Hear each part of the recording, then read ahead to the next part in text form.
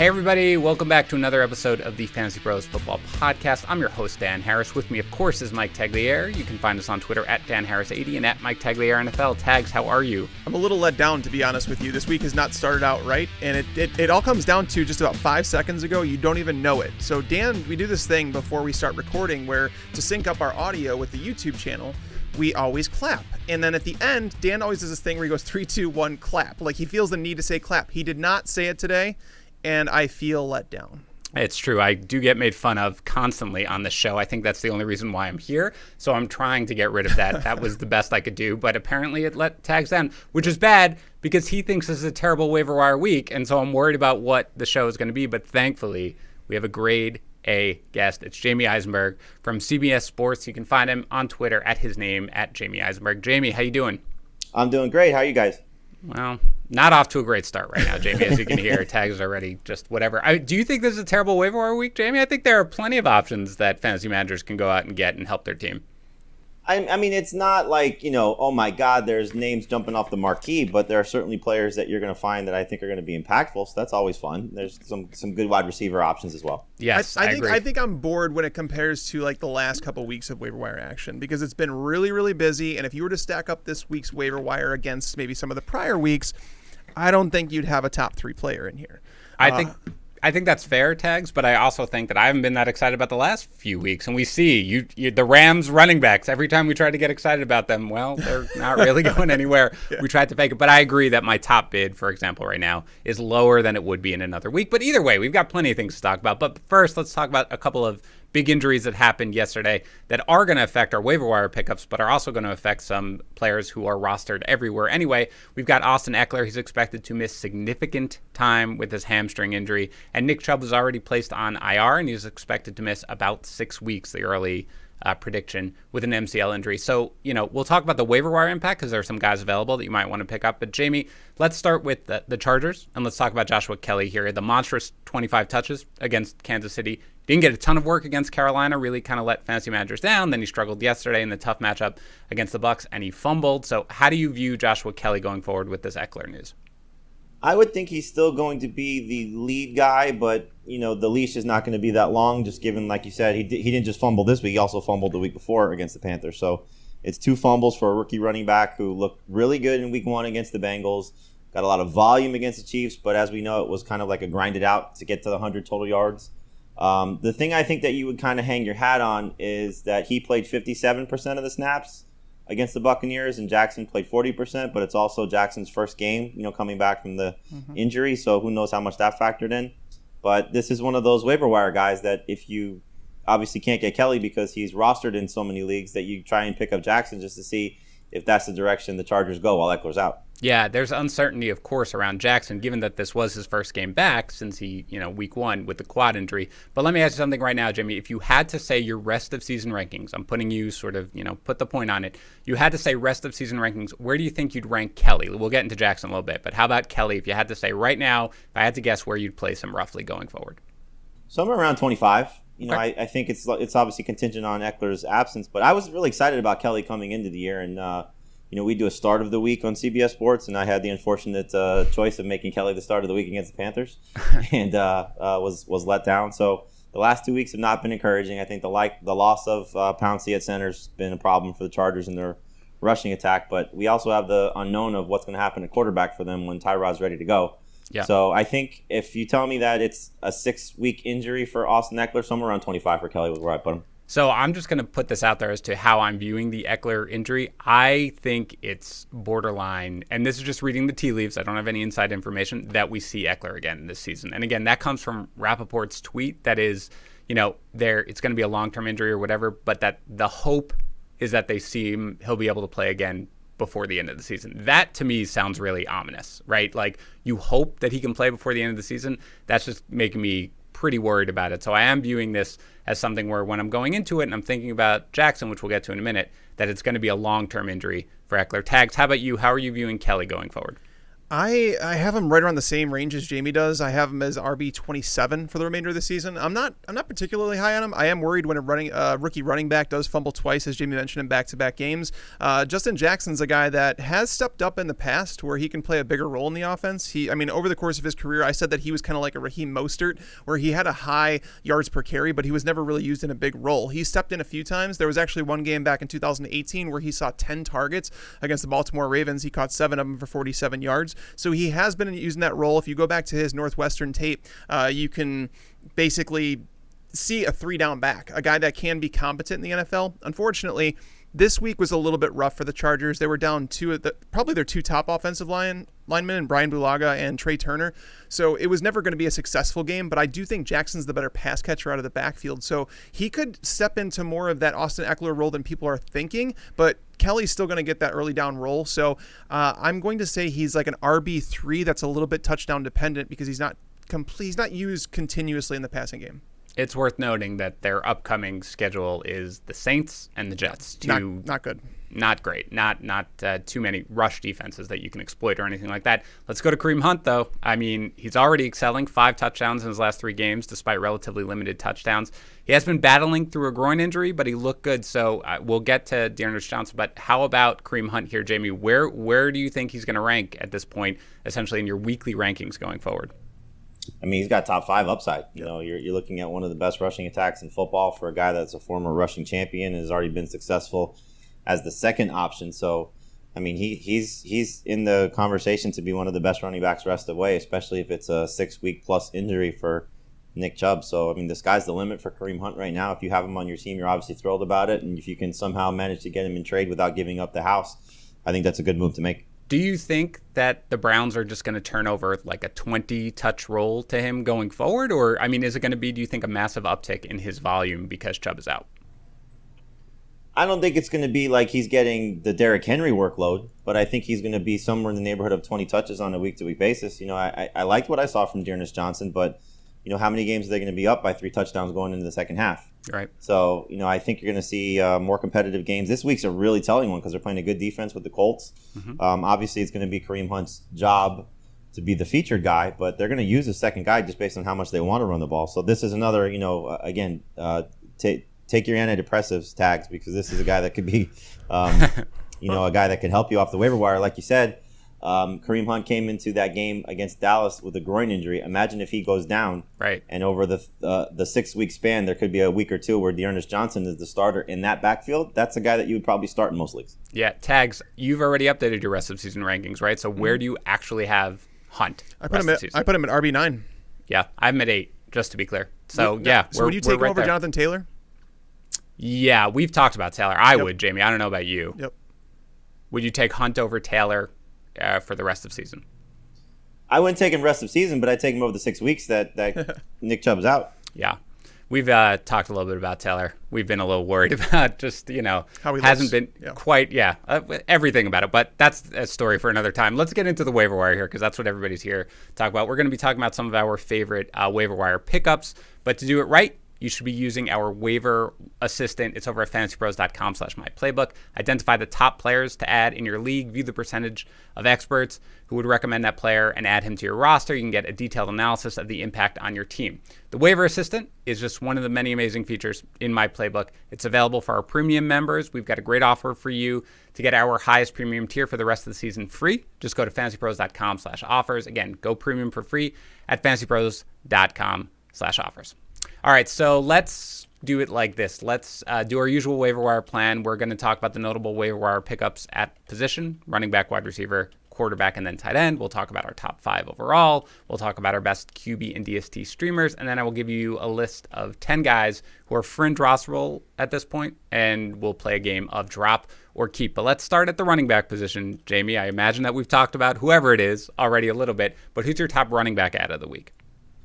The first guy I would look at, and just to give you an idea what we do for CBS Sports, we usually look at to incorporate 10-team leagues, 65% roster percentage or less using the leagues on our site. Mm-hmm. So Chase Edmonds would be the first guy I'd look for if he's available because Kenyon Drake was a little bit banged up in their game Sunday against the Panthers, and obviously he's not running very well. So if I could find Chase Edmonds, that'd be the first player I'd go look for. because I could see a changing of the guard at some point. But then it's the other two guys that we mentioned. It's Dearness Johnson and Justin Jackson, because otherwise there's just not a lot of options in this range of players who are available. So I don't know what scale you guys typically go off of, but for us, Dearness Johnson's got no ownership right now, no roster percentage.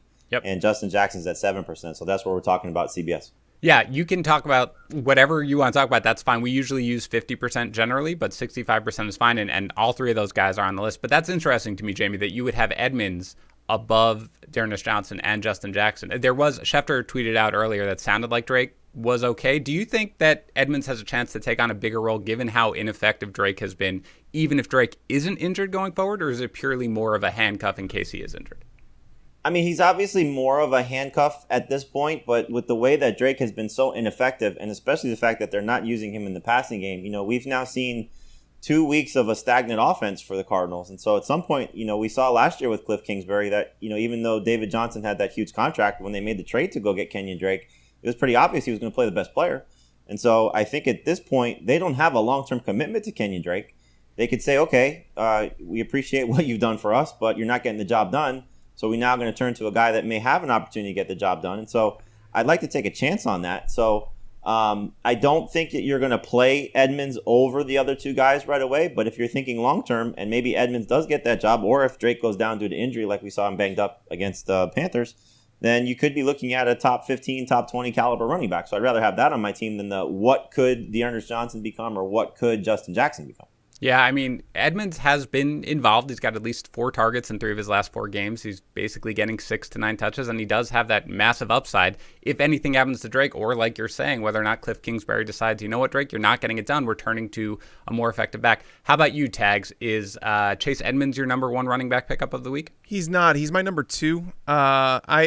Drake has been unimpressive. The play calling has also been an issue. Kyler Murray's been an issue. I think people are it's masking the fact, this entire offense has a real problem right now because the defense has been playing pretty well. And it's like if they start to take a step back, you're going to start to see like negative game scripts for them. And that's going to go negatively against Kenyon Drake. But at the same time, he's only seen 8-man fronts, I think like 7 or 8% of the time. So it has nothing to do with defensive fronts. That offensive line isn't blocking very well. The play calling's been atrocious. Drake has been atrocious himself. If you go by NFL Next Gen stats, he's actually averaged 0.58 fewer yards per carry than he should have based on where he's been contacted near the line of scrimmage, how many stacked boxes he's seen. Last year, that number he was above average by 0.22 yards per carry. So like there's something going on here. I don't know if it comes back to that injury that he was dealing with in the training camp, because he just does not look explosive. And I don't know why he's not being used in the passing game. He has 5 targets on the year. Kenyon Drake was known as a third down back before he came to Arizona. He was used that way in Miami for a lot of years under Adam Gase. Well, we've seen what happens under Gase. So I don't want to write off Drake completely. He's still gotten 72% of the team's touches. Edmonds is going to look better because he's in a limited role. He's coming on the field in third down situations. He's really fresh coming off the bench, where a lot of running backs do look like that. Remember Benny Snell?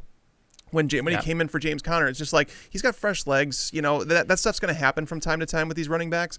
So I don't want to go overboard, but I do think Edmonds absolutely should be owned. He's my number 5 waiver wire pickup overall, but number 2 among running backs behind only Justin Jackson, because I think Jackson has a real chance to earn that starting job if Joshua Kelley continues to fumble and or not be efficient. Interesting. Okay, so Jamey, if you had to, I know it sounded like you kind of grouped them together with Johnson and Jackson, but who would you prefer as your number 2 running back pickup between the 2? It's Dearness Johnson. Yep. Again, I think you're just looking at what this offense is and what his opportunity could be if Kareem Hunt were to miss any time.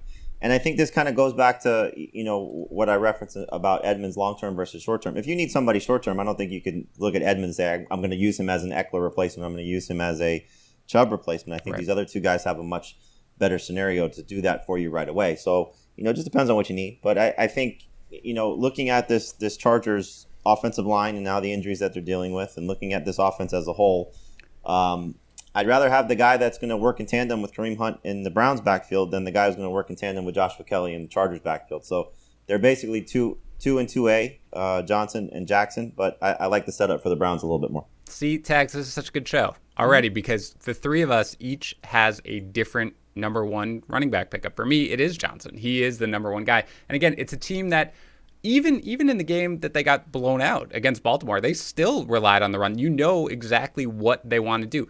I think Johnson is risky because, he, however many touches he has in his career, barely any, but at the same time, this is a team that's running for 200 yards per game, and they want to keep going. And you do have the combination here with Johnson, which I like. You're assuming that Chubb is going to be out 6 weeks, so it's more of a long-term thing, and that not only do you have what I think will be weekly production for him, because I think he's going to probably get double-digit touches pretty much every game, but you also have the huge upside handcuff thing where if anything does happen to Hunt, who is battling the groin injury, that Johnson becomes an absolute must-play option. So for me, he is the number one pickup here. But for me, he's not huge of a difference with Jackson. I think these guys can all kind of be lumped in together. So for me, and I'll ask you guys specifically, Johnson is 15% of FAAB. That's, I'm trying to do it percent. I know it's hard because people have different budgets and everybody thinks about it as a $100 budget, but I would go 15% of my FAAB. Jamey, how much would you go for each of these guys that are on your list so far in terms of your maximum FAAB bid? I think you said it, 15%. There's still so many variables that you're not. It's not like you're getting Mike Davis, who you knew was going to step into guaranteed touches. Correct. So just to compare a recent waiver wire guy. So I think for what you're talking about here. Now there are going to be, like you said, it's case specific. You could find somebody that may have had Chubb and Ekeler and is just desperate. They're going to maybe have to break the bank because otherwise their season is sunk. They may go a little bit overboard for one of these guys or both of these guys. But I think if you're just looking at it as there's still Kareem Hunt in Cleveland, there's still Joshua Kelley for the Chargers, there's obviously still Kenyon Drake for the Cardinals. So I'd probably be a little bit more conservative than comparing it to what Mike Davis was stepping into, but. There is a little bit longer window or more wide open window of the injury situation for the guys in Cleveland and the guys for the Chargers. How about you, Tags? Where are you going with FAAB bids?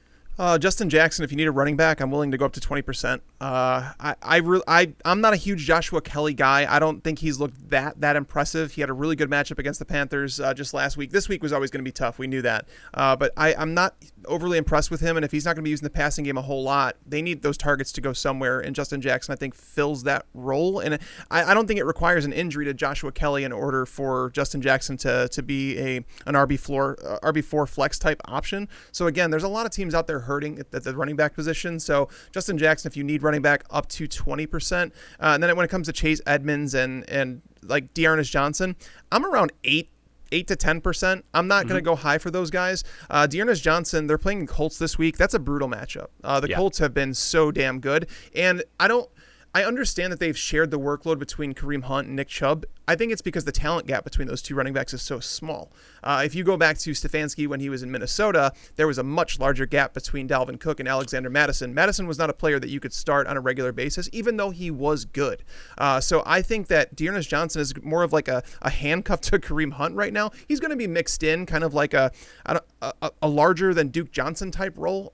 So he might have some flex appeal and good matchups, but this is not one of them. So I don't want to go out there and spend a whole lot of FAAB on a player that I don't want to play against the Indianapolis Colts. I think the reason that Johnson got as many carries as he did in this game was clearly because they were ahead by a ton, and Kareem Hunt was nursing that groin injury that had him limited. Well, actually, he didn't practice for 2 of the days and then limited on the final day. So, but Hunt looked good. There were no negative effects that came from that game. I think he's going to be fine going forward. So you're probably looking at 6 to 10 touches for Dearness Johnson. I just don't think that's enough to start him right now. Yeah, I think Tags. Let me ask you a question. If you knew that Kareem Hunt was going to get hurt next week, what would you spend on Johnson right now? Oh, if I knew? Oh, geez, he looked really good too. I'll admit that. Yeah. He looked fantastic. So I would be willing to. If Kareem Hunt got hurt and was out for the season, we're talking about 6 weeks as a starter. I mean, that's like empty your budget type of thing. You're going to spend 40% of your FAAB, something like that, just because. But I guess the point I would make is like he's that close to being a must-start guy. Yeah. That makes sense. Now, can we say the same thing about Justin Jackson if Joshua Kelley were to go down? See, but I don't see it the same way though, because like you'd say the starter for the Browns versus the starter for the Chargers, especially when we're talking about they're third string guys essentially. Yeah. Like you'd much rather have the guy at least for me, I'd much rather have the guy for the Browns. And I guess we could say the same thing, by the way, about Edmonds, and I guess that's probably why Edmonds is your number one there, Jamey, is that if you knew that Kenyon Drake was going down, I mean, how much would you spend on Chase Edmonds right now, Tags? If you knew he was out for 6 to 8 weeks. I mean, but right? That's the thing is like you don't have to spend that now. So like that's where they think the 15%, 20%, if you're so gung ho on Jackson or Johnson or Edmonds, it feels like the Cardinals are have to do something to shake up that backfield right now. Just how Drake is running, and maybe it is the injury from the preseason. Maybe it's just There's a reason he's been moved around from starter to backup in Miami. You could say Adam Gase, and that's probably the accurate answer. But they were willing to part with him. Obviously, the Cardinals were willing to trade for him. Didn't get the long-term contract that he was looking for, and maybe he's just not suited to be a feature guy. Remember, at Alabama, he was a backup.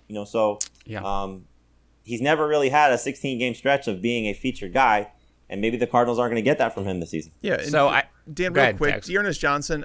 Here's my biggest gripe about it is because I talked about the Colts. That's a problem up front, and then they play the Steelers after that. I believe that people are going to drop Dearness Johnson if they don't get something out of him right away, because we have bye weeks coming up. Depth is very important. If there's any more of these COVID situations, that's the reason that I kind of built it in to say I really don't want to spend a whole lot of FAAB on him.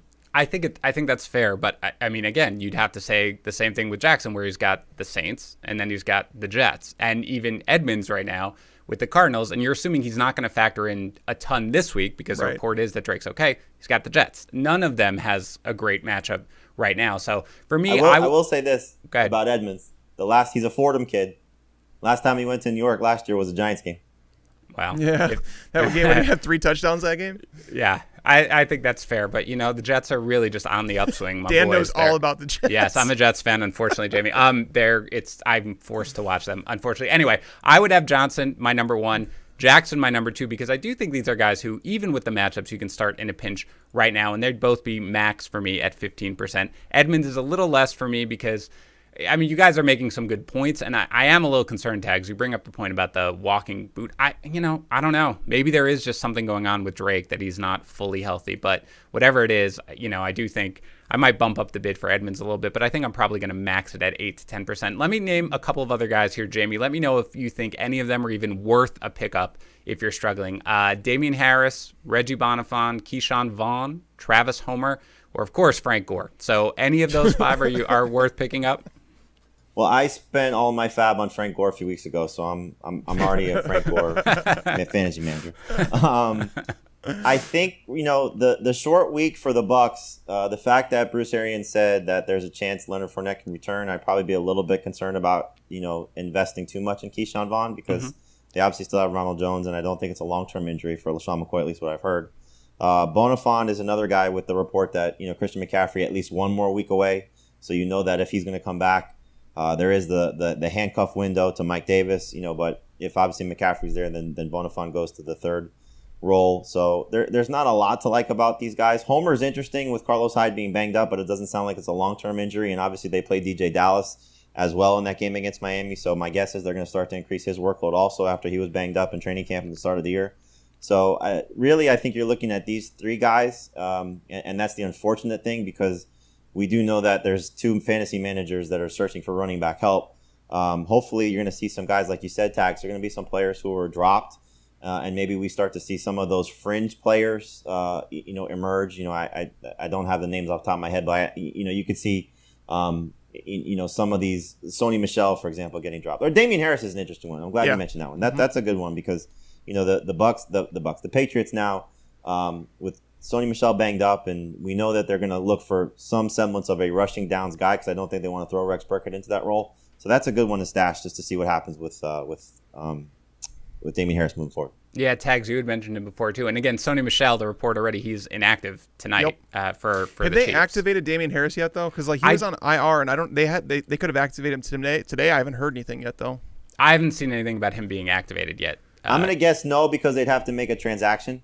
So okay. Probably not. Yeah. How about you, Tags? Are you looking at Harris or any of the other names that I mentioned? I was really hoping he'd be activated for this game. If he was, then obviously this game is going to mean a lot to him, because it's a matchup where he could actually do well. The Chiefs are not a run-stopping defense. This is a matchup where it's like, hopefully he is upgraded to a start. I don't even know if he made the trip, because they had to fly today. Right. The Patriots are at such a disadvantage in this game. It's not even funny, and it's already against the Chiefs. So, but Damian Harris, we don't want to talk too much about him just because we don't know what's going to happen in tonight's game. But if he's not active, with Sony Michel dealing with an injury, obviously not able to play on a Monday night, there's no guarantee that he's going to be able to play next week. So Damian Harris is definitely someone, even if he's inactive tonight, I would do an ad on him right now just to keep him on your bench if you have the space. So no specific actionable advice right here, but the one thing I want fantasy managers to take away is that bye weeks do start next week. There are only 2 teams on bye, as we talked about, but there are 4 teams on bye. the following week. That's when things are going to get really sticky. And the one thing with the Patriots is that they play Denver next week, but then they're on bye. So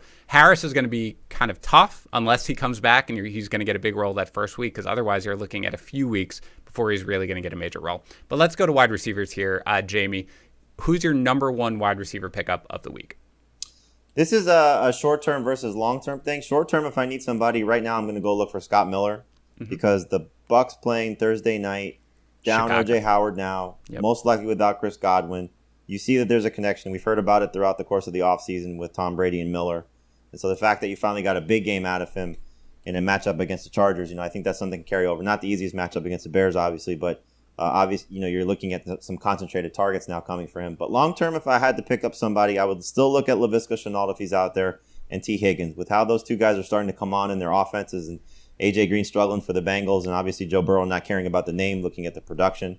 Higgins could have had another big game. He just missed a touchdown yesterday. And then, Shenault, I'm glad the Jaguars are starting to ramp up his, opportunities because I think he should be the second best pass catcher on that team behind DJ Chark. So those would be the two guys long-term if they're available, but short-term it would be Scott Miller just based on what he's looking at until Chris Godwin's back. Yeah, and again, Evans, banged up too. I mean, he had a good game, but he was banged up in that game with his ankle, short turnaround. You could see a big game for Scotty Miller here. Not the greatest matchup against the Bears, but you could see a big game here on Thursday night. How about you, Tags? Who's your number one wide receiver pickup? I have it as T. Higgins. Okay. AJ Green, I mean, it is what it is right now. He needs to be on fantasy benches. That's clear, even though he's seen 5 targets in every game. Joe Burrow has now thrown for 300 yards in 3 straight games, and AJ Green has been absent. T. Higgins, you're not going to start him this week, though. It's not a matchup you want to against Baltimore. I was actually looking up in terms of how they're aligning, and T. Higgins is going to play the majority of snaps against Marcus Peters. Peters can disappear at times, but for the majority of the time, he's someone that you don't want to play wide receivers against, especially a rookie. So Peters is physical. He'll take care of him. But Higgins, for the long run, if you're looking for a wide receiver that can eventually be an every week starter for your fantasy team, T. Higgins is the guy. Yeah, AJ Green, spoiler alert, is going to be in our drop or keep segment where I give you guys kind of rapid fire. Let me ask you guys something, because the number one for me is actually Alshon Jeffery. And I get that Jeffrey may not even play this week, and I get his next 2 weeks are bad, but we talked about him last week. Tags, he's still widely available. We show him as only 15% rostered.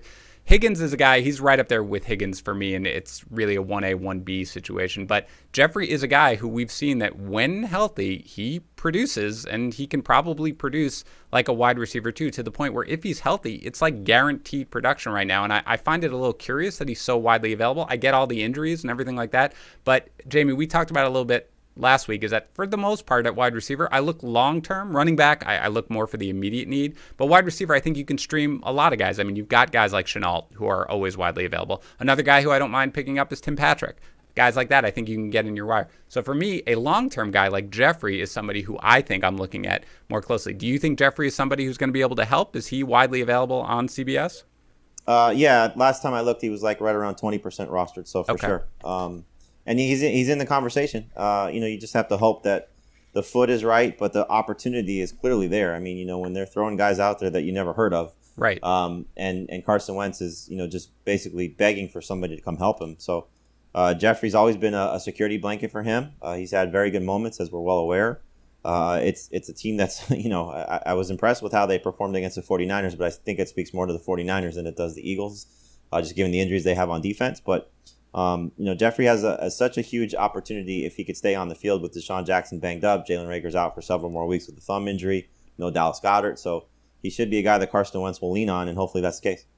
What about Tim Patrick, Jamey? Because he's a guy who I kind of first looked at and I had lower down on my waiver wire ads for wide receiver, but I slowly started moving him up just when I started looking at the snap counts and the targets and everything like that.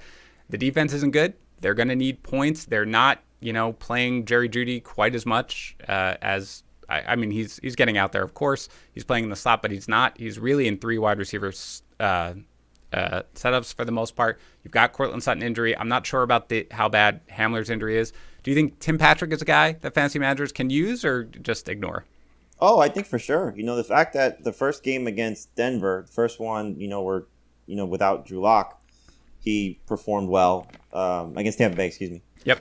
He performed well. And then you come back against the Jets, and he has a strong performance. And it's not just the injuries at wide receiver. Now they're down Noah Fant. And so, we'll see what happens when Drew Lock comes back. Hopefully it'll be soon.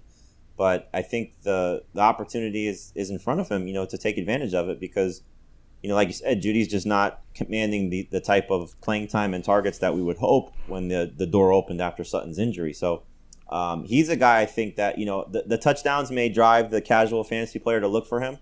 But I think if you're looking at it like, oh, okay, I see this big opportunity for T. Higgins. I see this big opportunity for Scott Miller. Chenault, is another guy that I think can have, a big, production moving forward. But, Tim Patrick is a guy that I think you can get as the second run through waivers, depending on if that's the case, or a little cheaper in terms of your fab. That's the type of guy that you can, similar to what you were saying, you can use him, and hopefully this continues for several more weeks until they get the young guys in terms of Hamler and Judy up to speed. All right, Tex. So you said Higgins was your number one. Who's your number two, your number three wide receivers? It's a tie between Alshon and Laviska Shenault. Shenault, I don't know if there's going to be two consistent options in the Jacksonville offense, the passing attack. You have Keelan Cole getting at least 5 targets a game, so he's kind of like that Cole Beasley of that offense, where I know he's a different player than Cole Beasley, but in terms of like a limited ceiling, but he's getting targets, he's stealing those. James Robinson's been phenomenal in the passing game. James O'Shaughnessy is basically seeing as many targets as Tyler Eifert, which is really weird. There's just so much going on in that offense. It's difficult to say that I can rely on Shenault on a weekly basis. So he's kind of like that upside player. And I think this matchup against Houston presents an opportunity for him to actually have his breakout game because Bradley Roby has been following around number one wide receivers. Not that he's great and that he could shut down DJ Chark or anything like that, but he's better than Vernon Hargreaves. That's who's Chenault's going to match up with for the majority of this game. And Hargreaves is just terrible. He's not good. So Laviska is a guy that I could use this week if you have some of those Packers or Lions that are on bye weeks. Alshon Jeffery, on one hand, you have a number one wide receiver. On the other hand, you have a quarterback that looks absolutely terrible. Like Carson Wentz, it's not just missing Alshon Jeffery. He's missing throws that he typically makes. The offensive line is getting worse. Lane Johnson is now apparently dealing with this injury that he's going to have to for the rest of the season. The offensive line has been somewhat of a mess. Alshon Jeffery, let's not pretend that he's been a picture of perfect health either. He does have 2 matchups that are really tough against Pittsburgh and Baltimore the next 2 weeks. But again, it is a number one wide receiver when he's on the field, so he is worth a pickup. But Shenault and Jeffrey, I have those guys. If you could spend 10 of your fab on those guys, I'm willing to spend that to get those guys. Yeah, again, it's just not I like Higgins, I think, is the guy, again, who stands out. And for me, Jeffrey. But again, every week with the waiver wire, this past week, you had Cole Beasley. He caught a touchdown pass. You had Hunter Renfrow. He at least got involved if you're in PPR leagues or half PPR leagues. A lot of that was in garbage time. But you can find guys on the waiver wire. So for me, I'd rather take the guy with a little more long-term value necessarily coming up. I'm a little disappointed with Shenault that they've kind of stopped the Wildcat usage and getting him carries, the creativity, that you saw in that Titans game in week 2. Just hasn't been there. He's got just 1 rushing attempt. But it was nice to see him get more involved. Jamey, let me throw a couple of other names at you, and you let me know whether or not you think that these guys should be added. Tre'Quan Smith caught a touchdown yesterday. Zach Pascal, the most productive wideout on the Colts. Greg Ward, a little bit disappointing yesterday, but he got involved. Christian Kirk caught a touchdown. And Isaiah Ford, who, Preston Williams at this point is really not getting involved. Ford's getting a little more action. Any of those guys you think worth a pickup? Tre'Quan, obviously, as long as Michael Thomas is out, but once Thomas comes back, that's not going to be a guy you want to look at. Pascal's interesting because I was talking about him last week on our waiver shows just because at some point the Colts are going to have to throw. We saw it in week 1 when they were chasing points against Jacksonville. They've obviously been able to just run their offense and lean on their ground game the last 3 weeks. We'll see what happens this week against the Browns, but there's an opportunity there. And that's, what you can look at and say, okay, there's no Michael Pittman for the foreseeable future. They're down Paris Campbell. We don't know he's coming back. Obviously, they got a body back in Trey Burton, but we know what Trey Burton has been. So Pascal's been a guy that's been valuable to this team. I don't think he's got league-winning upside, but if you need a flex option in a pinch, third receiver in a 3-receiver league, he's in this conversation of these guys on the lower scale. But until the Colts start to get their pass attempts ramped up, it's just going to be hard to trust any of these guys, including T.Y. Hilton. How about you, Tags? Anybody on that list that I gave you that you think is worth a pickup? Christian Kirk and Zach Pascal are 2 guys that I would definitely consider. I have Mecole Hardman higher than them if you can afford to just stash a guy on your bench. Again, we don't know what's going to happen in tonight's game. Things can change really quick, but he's a guy that's almost a handcuff to both Sammy Watkins and Tyreek Hill because they can't have him on the field too much with those guys out there. They just play the slot too much, and that's where Hardman plays the majority of his snaps. So, but for guys that for this week, I think Christian Kirk I know he scored a touchdown this week. DeAndre Hopkins apparently dealing with that injury. He was targeted around the line of scrimmage the entire game. He clearly wasn't right. So going against the Jets, the Jets have a better run defense. We've talked about this, Dan. You know this, that they have a better run defense than the numbers might even suggest because of a couple long runs. The Cardinals haven't been breaking those long runs. So, the only reason that the Jets numbers against quarterbacks look actually decent is because teams have been able to run the ball or just drain the clock on them. The Cardinals aren't running the ball, and they need to put points on the board, so I think you can expose that Jets secondary. So Christian Kirk, if you need someone for this week, or, again, Zach Pascal. Okay, so let's talk FAAB numbers here then, Jamey. I think you mentioned Scotty Miller, you mentioned T. Higgins. What % of your FAAB are you willing to spend on these guys? I mean, 10% tops. This is just these guys are going to be. You see the potential for T. Higgins. I think again, the potential for Laviska Shenault. Miller is more of a stopgap because once Chris Godwin is back, there's not going to be a huge opportunity for him, even with O.J. Howard not there. Tim Patrick, same type of thing. So 10% tops for me. It just depends on what I need. How about you, Tags? I'm willing to go up to 20 on Higgins if you need a wide receiver. Again, this is long-term. It's not for this week, but Higgins might turn into like a Justin Jefferson type play, maybe even better because of the offense that he plays in. Shenault and Jeffrey around 10. Yeah, I mean, I'm right there. I've got Jeffrey for me and Higgins at 15%. Then I go down to 10 for the Scotty Miller, Shenault, Tim Patrick type of guys. So yeah, again, not a week to go crazy, as Tags sort of alluded to in the beginning. But there are guys who can help you, both short-term and long-term, if you absolutely need it. All right, let's go to quarterback here. Jamey, if people, there are some quarterback options. One in particular I feel like that I'm looking at that if you're in deep trouble, you could use, especially next week. But is there anybody at the quarterback that's widely available that you think is worth the pickup? Yeah, Teddy Bridgewater and Kirk Cousins for me. You look at Bridgewater and the way that he's been playing, the touchdowns have been escaping him. But we finally saw that yesterday with the 2 passing, the 1 rushing. You're seeing clearly 2 wide receivers that can support this offense with Robbie Anderson, and I think the best is yet to come for DJ Moore. Obviously, what they're getting out of the backfield. And then it comes down to the matchup this week. You get the Falcons, so that's obviously a dream scenario. So I think Bridgewater can stay hot for a second week.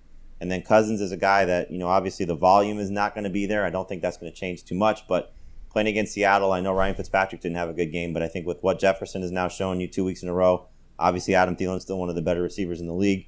They're going to probably be chasing points against Seattle. So I think those 2 guys qualify as not just streamers, but maybe you can get something out of them long-term as well. Yeah, Tags Bridgewater, especially with the Falcons. Remember, playing on a short week, he was my number 1 as well. How about you?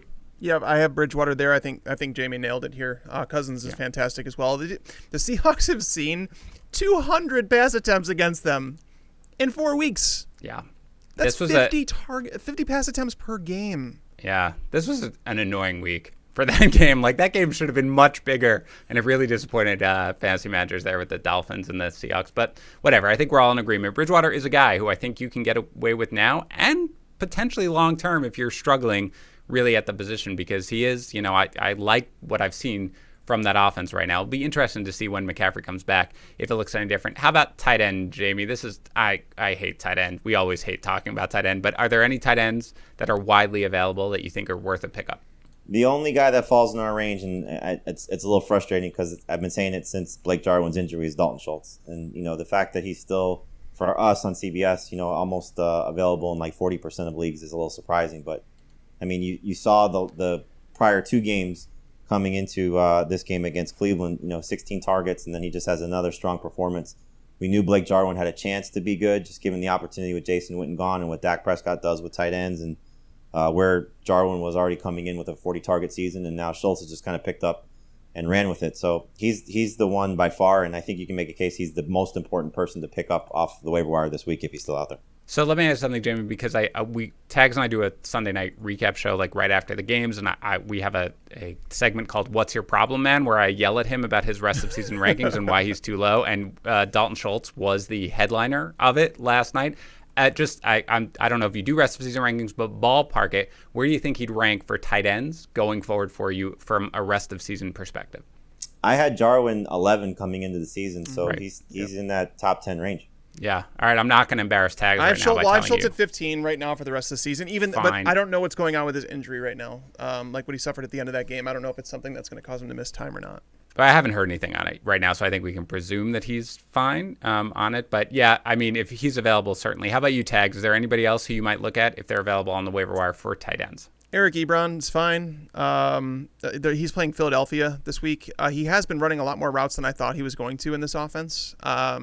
And Philadelphia has really obviously struggled against tight ends this year.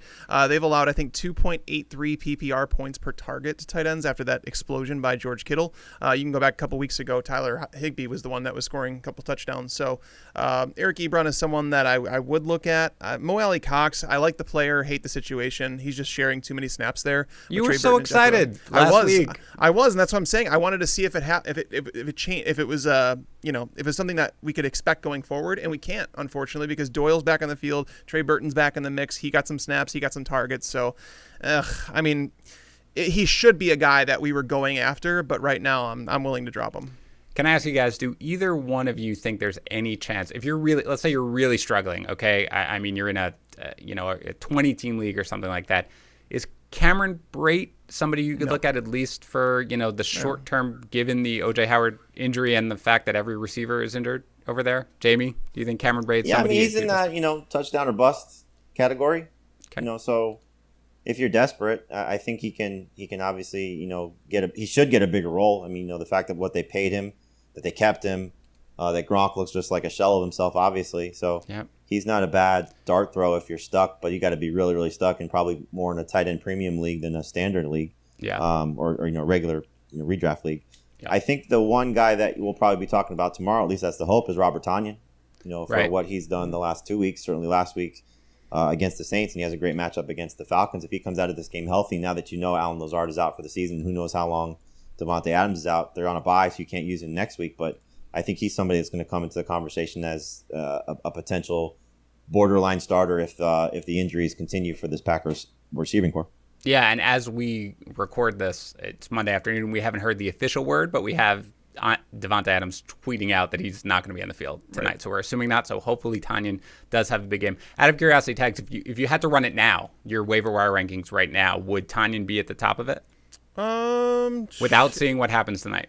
He's right there with Ebron. I'll say I'll still stick with Ebron because I don't think it's a long-term situation with Tonyan because Rodgers he's not a big tight end guy. So I'll go with Ebron.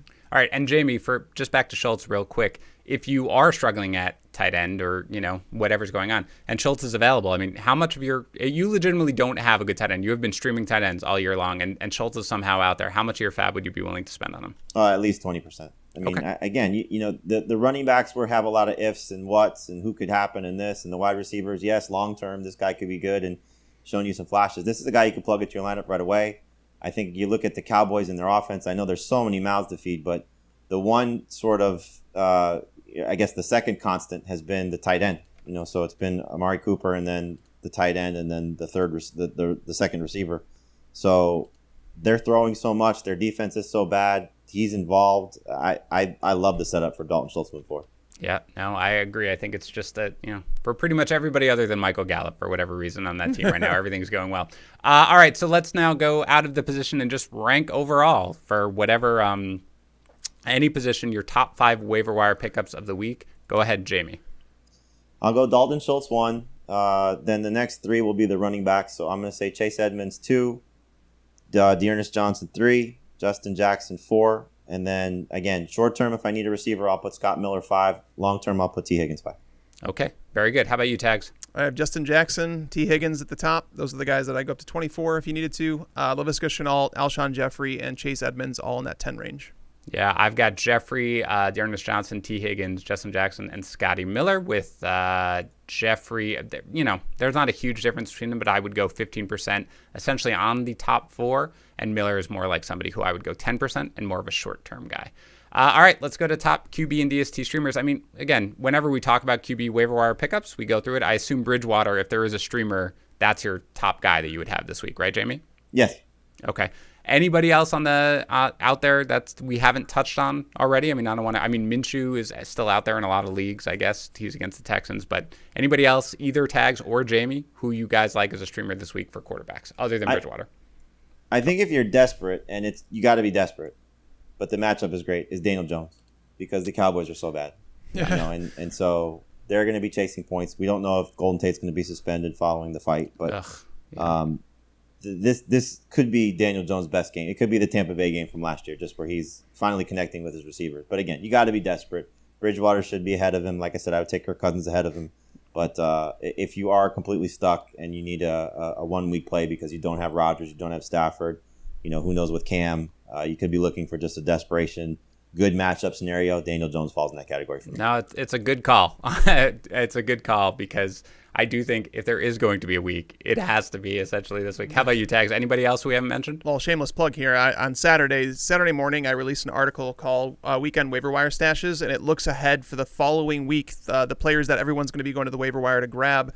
My quarterbacks in there were Teddy Bridgewater and Kirk Cousins, and then I said solid alternatives if you can't get those guys if they're owned. It was Daniel Jones and Gardner Minshew, so okay. We're all on the same page here. So great. You already did this show for us in advance. We didn't even have to be here. DST, Jamey, there's always one answer to this, in my opinion, and it doesn't really matter which team it is. It's the opponent. But let me know if there's any DSTs that you see that are widely available you'd be willing to stream this week. Yeah, I'm guessing you're going to say the team against the Jets. That is correct. Very well done. You're a fantasy genius. For us, unfortunately, the Cardinals are too owned. Yeah. Too rostered.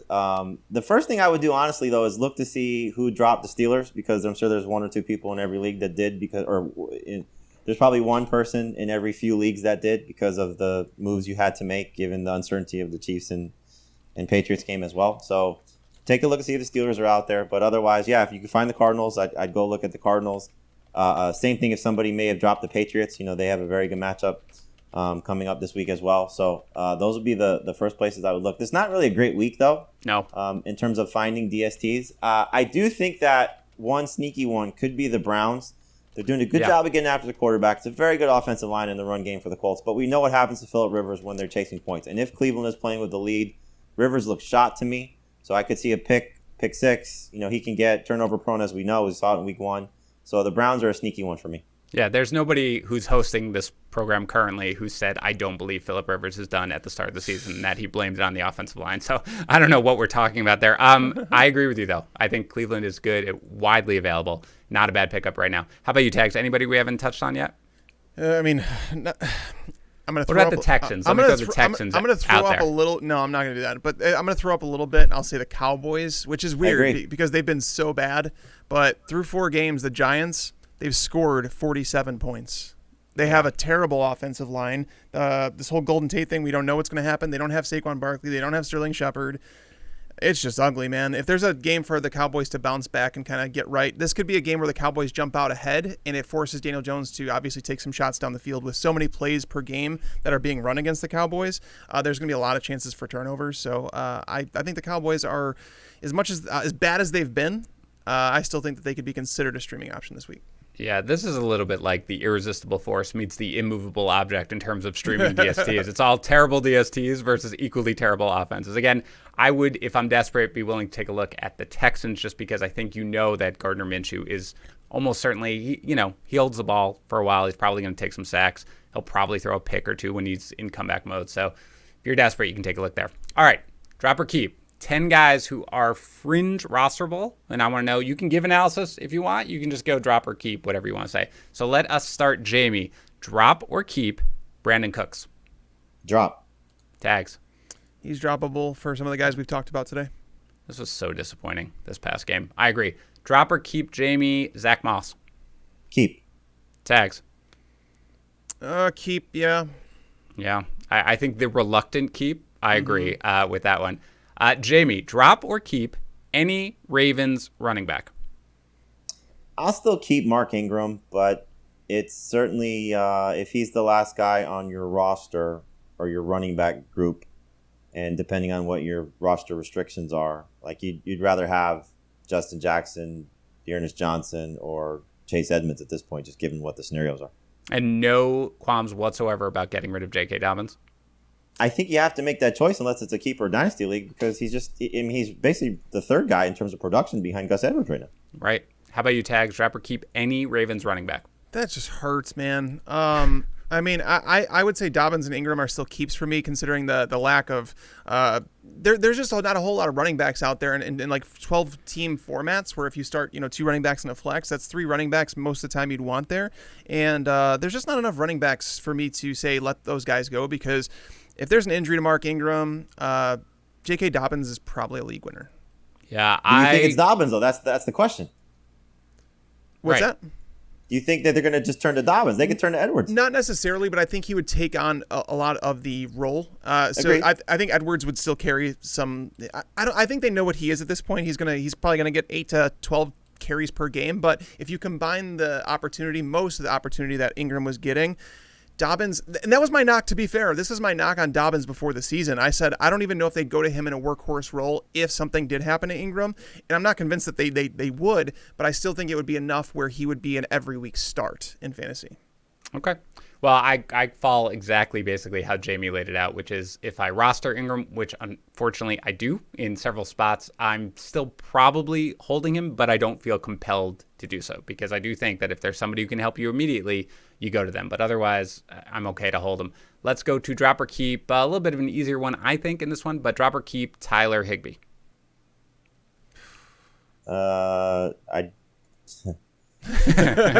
See, that's good. I like when that's the reaction because that means that I picked the right names. Go ahead.